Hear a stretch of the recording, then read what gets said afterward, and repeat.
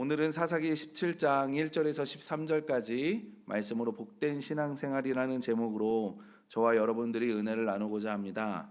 여러분, 러시아의 작가 톨스토이라는 사람이 있는데요. 이 사람은 어렸을 때 신앙생활을 했는데 10대 때 신앙을 떠나서 55세가 되었을 때 다시 신앙을 가지게 되었습니다. 교회 안으로 들어오게 됐는데 그의 책에 보면 이렇게 글이 쓰여져 있습니다. 나의 지나간 55년간 살아오는 동안 내 인생 최초의 15년간의 소년기를 제외하고는 나는 안식을 경험하지 못했다. 안식을 알지 못하고 살아왔다. 내가 18세 되던 때 한 친구가 찾아와 신이 인간을 만든 것이 아니라 인간이 신을 만들었다고 나를 설득했다. 나는 그 말이 진리라고 생각했다. 그래서 나는 어렸을 때의 종교, 가족의 종교인 기독교를 떠나기로 결심했다. 나는 종교를 포기하는 것이 자유를 얻는 길이라고 생각했다. 나는 심지어 종교는 속박이라고 생각했다. 그러나 내 나이 55세, 이제 나는 내가 버린 어머니의 품과 같은 신앙의 품으로 돌아온다. 나는 종교로 돌아온 것이 아니다. 나는 예수 그리스도에게로 돌아왔다. 그리고 예수 안에서 나는 다시 참된 안식을 발견했다. 여러분, 우리가 이 세상을 살아가면 이런 말을 간혹 듣기도 합니다. 사람 셋이 길을 가면 나머지 두 사람에게 배울 것이 있는데 잘난 사람에게는 좋은 것을 배우고 또 못난 사람에게도 배울 것이 있다라고 우리가 이런 말 많이 들어보잖아요. 근데 신앙생활을 하면서도 그런 것 같습니다. 신앙생활 잘 하시는 분을 통해서 우리가 좋은 것도 받고요. 또 신앙생활을 잘 못하시는 분들을 통해서 내가 저러면 안 되지라는 것들을 우리가 배우기도 합니다. 오늘은 본문 말씀에 나오는 이들을 통해서 좀 우리의 신앙을 좀 돌아볼 수 있는 시간이 되었으면 좋겠습니다. 그래서 우리가 오늘 나오는 미가의 집을 보면서 이 미가라는 집을 보면서 복된 신앙생활을 하려면 우리가 어떻게 해야 되는가 그것을 좀 살펴보려고 하는데요. 첫 번째는 뭐냐면 기독교는 기복신앙을 좀 조심해야 됩니다. 여러분, 우리는 기복신앙에 대한 이야기를 많이 듣다 보니까 신앙생활을 하면서 복을 비는 것, 우리가 복을 받아야 된다라는 이 말에 굉장히 좀 터부시하고요. 뭔가 이런 말을 하면 어린아이 같은 신앙을 가진 사람처럼 생각할 때가 많이 있거든요. 내 사랑하는 성도 여러분, 우리가 하나님 앞에 복을 구하는 것은요, 잘못된 것이 아닙니다. 그러나 그 신앙생활의 근거가, 내가 순종하는 근거가, 내가 하나님을 믿는 근거가 복에 있는 것은 문제입니다. 삶의 변화와 성화에는 관심이 없이 내가 하나님을 믿으니 복받고 내가 어떤 것을 하나님한테 얻으려는 그 추구하는 그런 것들이 문제라는 거예요. 여러분, 오늘 17장을 보면 미가가 등장하는데요. 이 미가를 보면 미가의 어머니는 굉장히 부자였던 것 같아요. 왜 그러냐면 미가가 어머니의 재산을 훔치는데 은 1100세겔이에요. 그 굉장히 큰 금액이거든요. 근데 그 돈을 잃어버린 것을 안 어머니가 갑자기 도둑을 저주하기 시작을 합니다. 근데 그것을 옆에서 미가가 이렇게 딱 듣고요. 깜짝 놀라서 이 어머니에게 내가 훔친 거라 그러고 실토를 한 다음에 돈을 다시 돌려드려요. 어머니는 돈을 다시 돌려주는 이 자식이 너무나 대견스러운 거예요. 그래서 200세겔로 신상 2개를 만듭니다. 그리고 미가는 성소도 만들고요. 에봇도 만들고 드라빔도 만들고요. 자기 아들 중에 한 명을 제사장으로 세워요. 그러니까 지금 이 미가의 어머니가 지금 이 신당을 만드는 목적이 무엇입니까? 지금 자세히 이 이야기를 훑어보면 좀 이상하지 않아요? 뭔가 어색하지 않아요? 지금 돈을 훔친 것에 대한 아들이 회개가 없어요. 그리고 훔쳤다고 고백을 할 때 어머니가 그 아들을 혼내는 것도 없습니다. 이건 아무 상관도 없는 거예요. 옳고 그른 것에 대한 개념이 전혀 없고 저주하니까 아들이 훔쳐가는 걸 아는데 저주를 해요. 어머니가 아들을. 그러니까 아들은 깜짝 놀라가지고 나한테 저주가 내릴까 봐 고백하고, 그리고 이 이야기를 들으면서 내가 엄마 훔쳤어 그러니까 되게 대견해하면서 이 산당을 짓는 거예요. 좀 이상하지 않아요? 이것이 보여주는 거. 그래요, 우리가 수고합니다. 뭔가 열심히 하는 듯 하는데요. 우리가 정한수 떠놓고 손금이 닳도록 빈다거나 우상 앞에 무릎이 아프도록 기도도 드리고 물질도 드리고 비싼 돈 들여서 부적을 가지면 복 받는다. 여러분, 이것이 기복신앙이라는 거예요. 나는 하나도 변하지 않고 복만 받으면 되고 자신의 욕심만 채우면 되는 그런 사고를 가지는 게 기복신앙이라고요. 그러니까 얼마나 편해요. 힘들게 내가 변하지 않아도 되거든요. 믿는 입장에서는 정말 편한 신앙입니다. 그런데 문제는 이런 우상을 섬겨서는 여러분 하나님의 복이 임하지 않아요. 그래 잠깐은 잘 되는 것처럼 보일 수 있습니다. 그런데 그 안에는 기쁨과 행복이 없어요. 여러분 무당 하시는 분들을 보면 혹시 만나신 적 있습니까? 젊으셨을 때 혹시 무당을 만나신 적이 있으신 분들 계실지 모르겠지만 무당이 난 너무나 기뻐, 나 너무나 행복해, 나 너무나 평안한 안식을 누려 말씀하시는 무당을 보신 적이 있습니까? 저는 없는 것 같아요. 제가 만난 건 아니지만 귀돈냥으로 들어보면 없는 것 같아요. 그리고 우상을 섬기시는 분들을 보면요, 내가 우상을 섬기면서 정말 내가 행복하다, 정말 내가 기쁘다, 내 마음에 즐거움이 차고 넘쳐서 내가 어떻게 할 수가 없네, 이런 분들 만나신 적 있으십니까? 거의 못 보셨죠. 오히려 불안하고 뭔가 조급해하고 그러지 않습니까? 그래서 여러분 다른 종교에서는 참된 복을 주지를 못하는 거예요. 왜냐하면 참된 복은 오직 하나님만이 주실 수 있기 때문에 그렇습니다. 그래서 하나님께서 주시는 복을 많이 누리시는 우리 영도교회 모든 성도님들이 되시기를 주님의 이름으로 축원합니다. 그래서 이렇게 하나님께 나아가서 하나님께서는 나에게 이렇게 복을 주시려고 하는데 그냥 주시지 않고 어떻게 주시냐면요, 두 번째가 뭐냐면 나를 복받을 사람으로 만드셔서 주세요. 그러니까 내가 복을 만한 그릇이 하게끔 만들어서 나에게 복을 주신다는 겁니다. 여러분 물질이 많으면 참 좋겠죠. 우리 많은 마음의 소원이 있잖아요. 아닌 것처럼 말씀하지 마세요. 표정하지 마시고. 물질이 많으면 좋잖아요. 그런데 여러분이 물질이라는 것도 준비되지 않은 사람한테 주면 오히려 독이 되는 거 아십니까? 오죽하면 전도서에서 뭐라고 말합니까? 좋은 집에 고기 반찬을 먹으며 싸우는 것보다 가난한 집에 화목한 것이 더 낫다 라고 말하잖아요. 여러분 복권 당첨된 사람들 보십니까? 복권 당첨된 사람의 제일 먼저 하는 행동이 뭔지 아십니까? 모든 연락을 다 끊습니다. 그게 국룰이에요. 사람들이 복권 당첨이 되면 제일 먼저 하는 게 모든 사람들의 연락을 다 끊는데요. 어디까지요? 친지들까지요. 다 끊는답니다. 물론 잘 사시는 분들도 계세요. 그런데 어때요? 대부분의 사람들이 싸우고 연락 끊고 숨지요. 또 심하신 분들은 이혼하시는 분들도 계시잖아요. 여러분 미국 복권이 당첨되면 크잖아요. 어떤 여자분이 2천억에 당첨되셨대요. 대단하죠. 5년 후에 파산해가지고 감옥에 가셨다니. 그러니까 하나님께서 재물의 복을 주시려면 여러분 이것을 우리가 다룰 준비가 되어 있지 않는데 주시면 이거 오히려 우리에게 독이 됩니다. 그래서 우리가 그것을 다룰 수 있게끔 하나님이 우리를 훈련을 시키세요.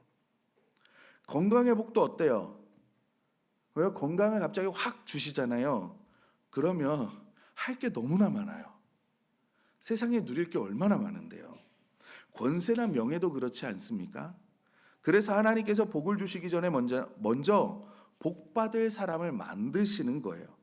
그래야 복을 받아도 교만해지지 않고 복을 받아도 하나님을 떠나지 않고 복을 받아도 여러분 공금횡령을 하지 않아요. 그래서 우리가 하나님께서 복을 주시기 전에 고난이 오는 이유가 그런 거예요.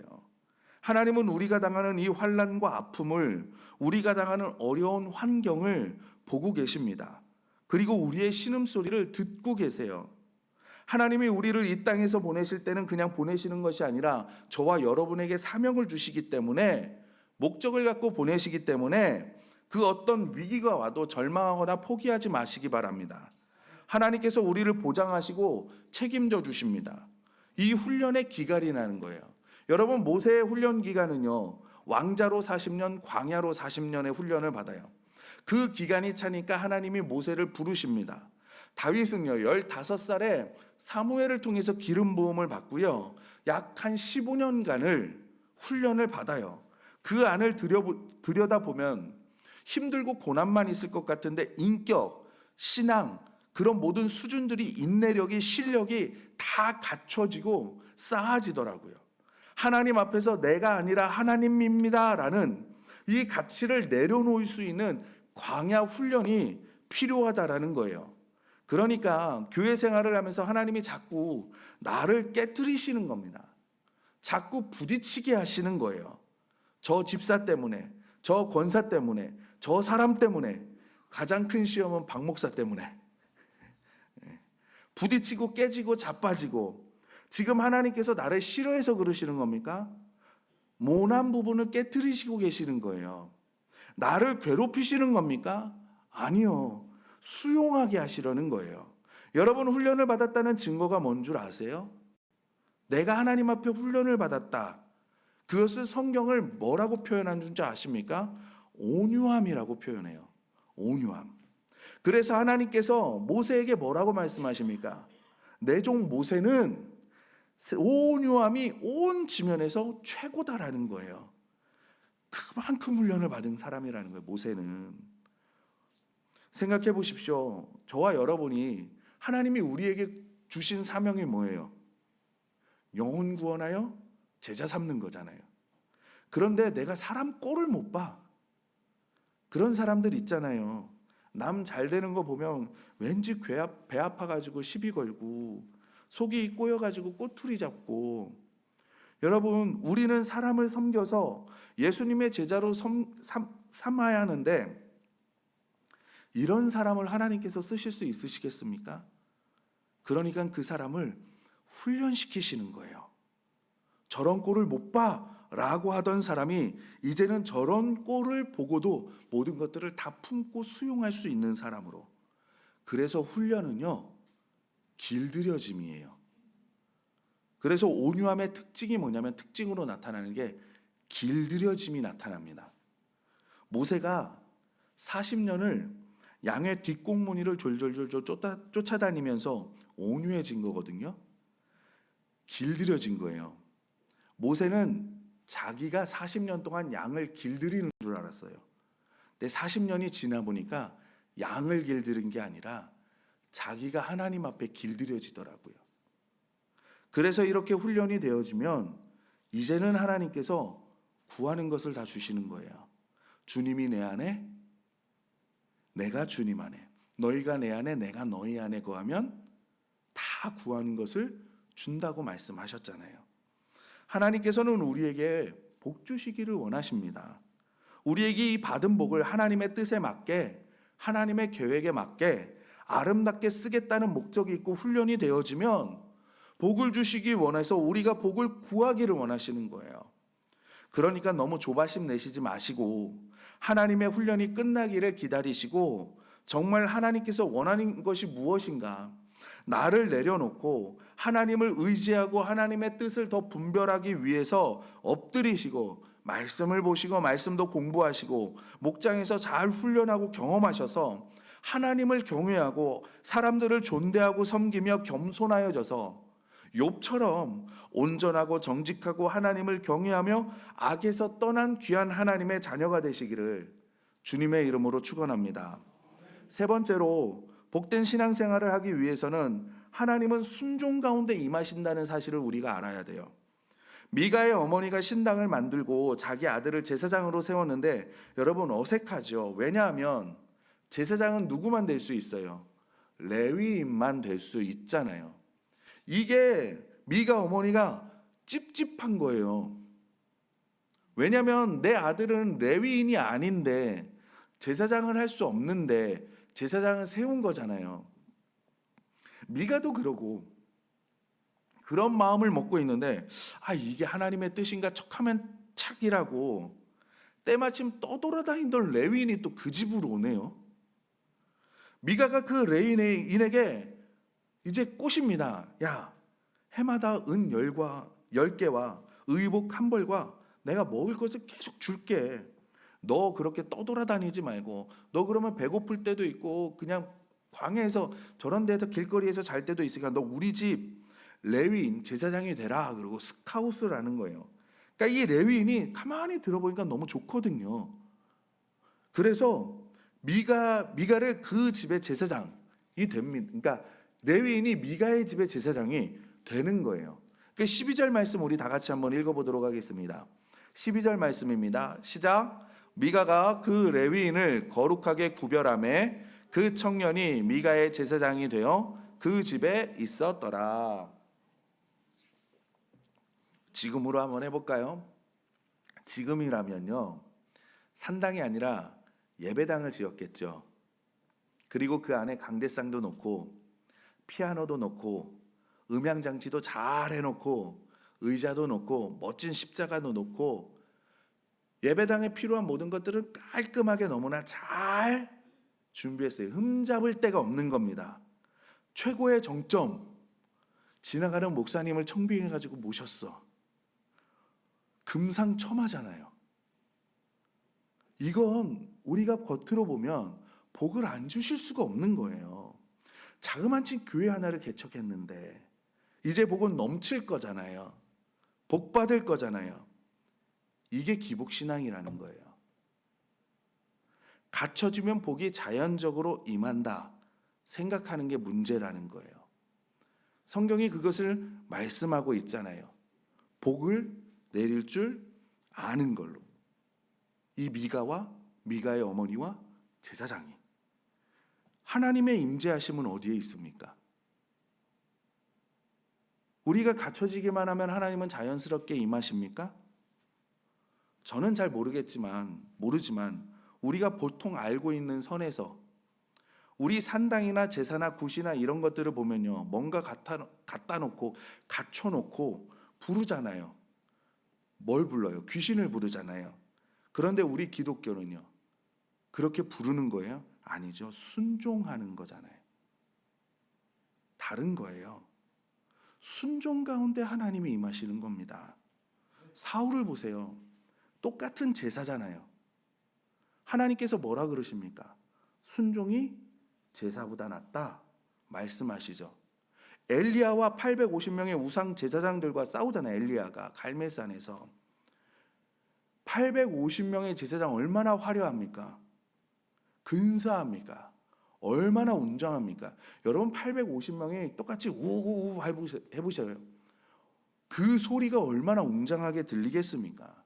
근데 그곳에는 하나님의 임재하심이 결코 없죠. 그러나 비록 부족해 보이고 모자라 보이고 안 돼 보여도 엘리야 한 사람이 순종하니까 그 제단에 하나님이 임하시잖아요. 하나님께서는 어떤 건물이나 어떤 조직이나 사람과 함께 하시는 것이 아니라 순종하는 가운데 임재하십니다. 여러분, 우리가 이것을 명심해야 됩니다. 우리는 연약해서 눈으로 보기에 화려하면 하나님께서 임재하시는 줄 알아요. 아니에요. 뛰어난 선악가가 아름다운 찬양을 한다고 해서 그 성악가의 소리를 듣고 내 마음이 감동되는 듯하게 느껴질 수도 있어요. 그러나 그래서 하나님의 임재가 찬양을 한다고 해서 당연히 있을 거라고 생각을 하는데 아니요. 그 성악가의 마음이 어디에 있습니까, 지금? 오히려 순종하지 않는 찬양은 독이 될 수도 있습니다. 그러나 잘 부르지 못해도 사람들이 실력이 없다고 할지라도 온전한 마음으로 순종하며 드리는 찬양을 하나님께서는 기쁘게 받으시고 그 가운데 임재하시는 줄 믿습니다. 여러분, 다윗성으로 법궤가 들어올 때 한번 생각해 보십시오. 다윗이 너무나 기뻐서 춤을 추면서 들어오잖아요. 근데 이 다윗의 춤이 우리가 보기에 TV에 나오는 멋있는 안무가들이 추는 그런 춤과 같은 게 아니에요. 미갈이 보니까 어떻게 왕이 저렇게 채신머리 없이 춤을 추나, 막 그러고 있는 거죠. 그래서 다윗에게 뭐라고 그러잖아요. 그런데 하나님은 어떻습니까? 다윗이 비록 저처럼 몸치여 가지고 개다리춤 같은 춤을 추더라도 다윗의 그 마음이, 하나님을 바라보는 그 마음이, 그 중심이 하나님께 있으니 하나님이 그것을 받으시잖아요. 여러분, 순종이 있으면 하나님은 그 가운데 역사하십니다. 그러나 거기에 순종이 없으면 아무리 화려해도 하나님의 임재가 없을 것입니다. 우리가 신앙생활하면서 그것을 명심해야 돼요. 어떤 행사를 화려하게 행했어도, 내가 찬양을 듣기에 아름답고 완벽하게 할지라도, 설교를 아무리 잘해서 귀를 만족하게 한다 할지라도 그 안에 순종이 없으면 하나님의 임재는 없습니다. 울리는 꽹과리보다 못한 존재가 될 수도 있다라는 거예요.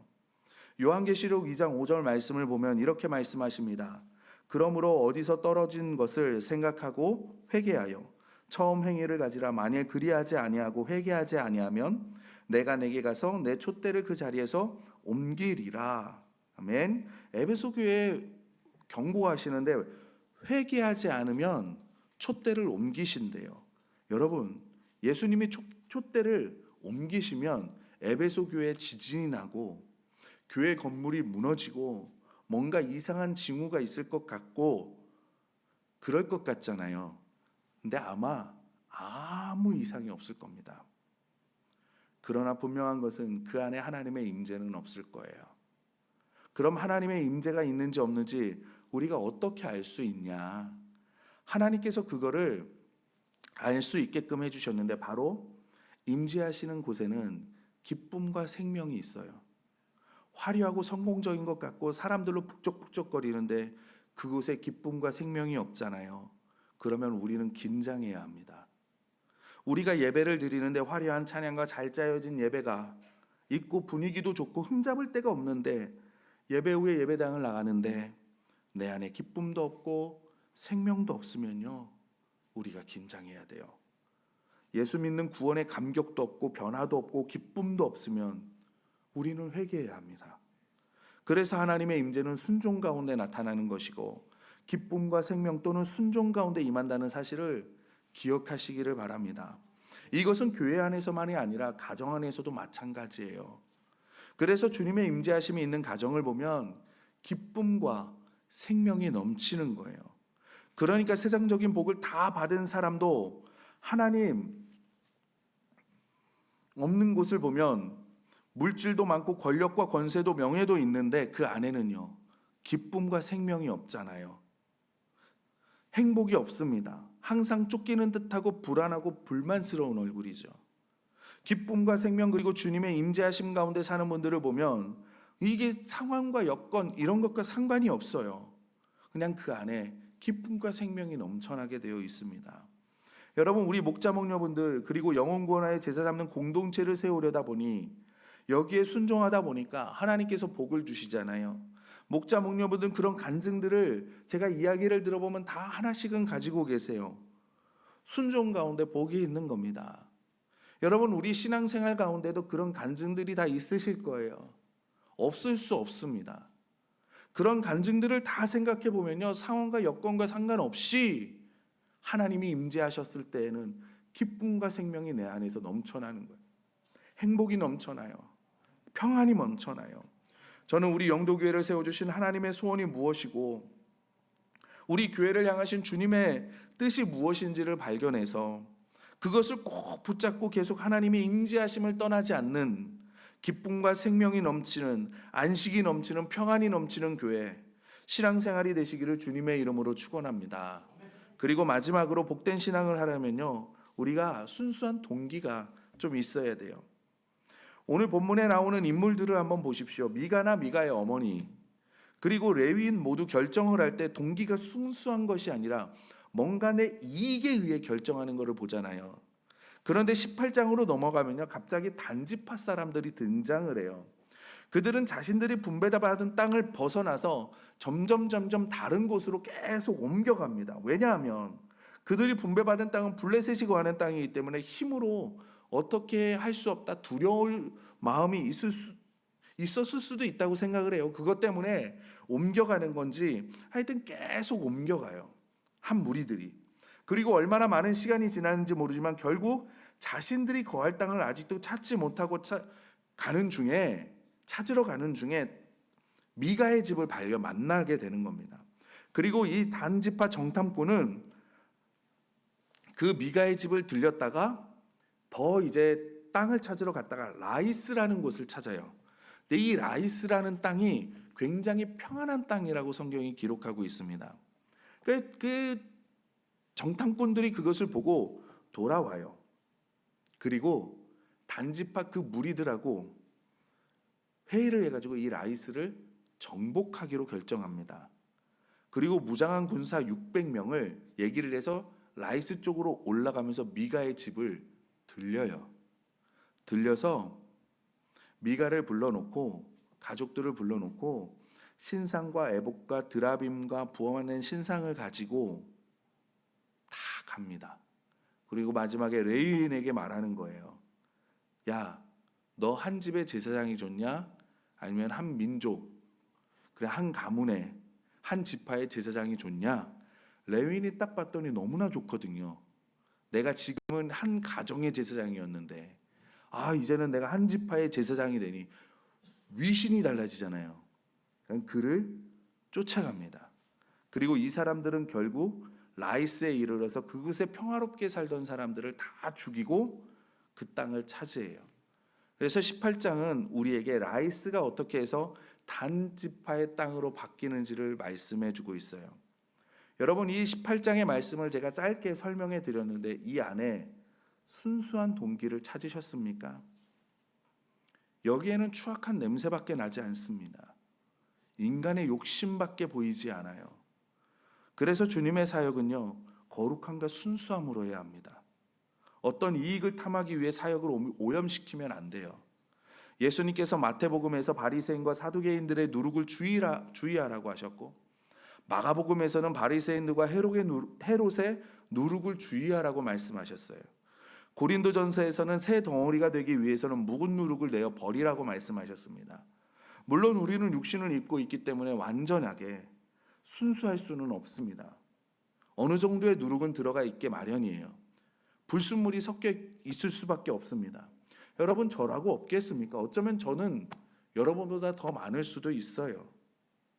그러나 이 누룩이, 불순물이 주가 되어서는 안 된다라는 거예요. 예전 어르신들을 보면 주의 일을 할 때 욕심이 있으셨습니다. 전 이것을 거룩한 욕심이라고 확신해요. 왜냐하면 거룩한 경주라고 다 저는 확신합니다. 서로 믿음으로 경주하면서 도전되면서 그런 모습들이 있었거든요. 그런데 간혹 정말 가뭄에 콩나듯 도가 지나치시는 분이 계세요. 내가 하고 있는 사역을 누군가 하며 거룩한 욕심 때문에 내가 섬기는 일을 건드리지 말라고 이야기하는 분들도 계시지만, 도가 지나치시는 분들은 많은 사람들 앞에서 그 사람을 면박을 주고 깔아뭉개고 다시는 자신에게 고개를 들지 못하게 하는 분들이 계십니다. 여러분, 그래서 순수한 동기인지 아닌지 아는 방법이 좀 있어요. 뭐냐면 그건 내가 사역을 하는데 사람들이 인정해 주지 않아 섭섭해요. 순수한 동기가 아닐 수 있습니다. 내가 순종하는 마음으로 열심히 했는데 어떨 때는 열매가 생기지 않을 때도 있잖아요.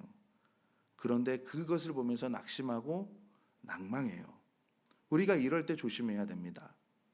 사역을 하는데 동역하거나 양보하지 않으려고, 내가 인정받으려고 하고 이러면서 이런 마음이 들 때는 나를 다시 한번 점검해 보시는 거예요. 그래서 회개하시고 이제는 내가 사람에게 인정받는 것이 아니라 하나님, 내가 이제는 하나님께 인정받고 내가 하나님께 칭찬받기 위해 달려가는 사람이 되겠습니다라고 결단하시고 옆 사람을 섬기고 성공시키려고 노력해 보시기 바랍니다. 그러면 하나님께서는 여러분들을 더 높여주시고 더 크게 사용하실 줄 믿습니다. 여러분, 사람을 움직이는 것은 힘이 아니에요. 사랑과 섬김입니다. 가정에서도 마찬가지고요. 부부관계에서도 마찬가지입니다. 회사에서도 마찬가지고 사업하실 때도 마찬가지예요. 사랑과 섬김이 사람의 마음을 움직이는 겁니다. 저는 우리 영도교회 모든 성도님들이 정말 이렇게 해서 하나님 앞에 칭찬받는 우리 하나님의 자녀가 되시기를 주님의 이름으로 소원합니다.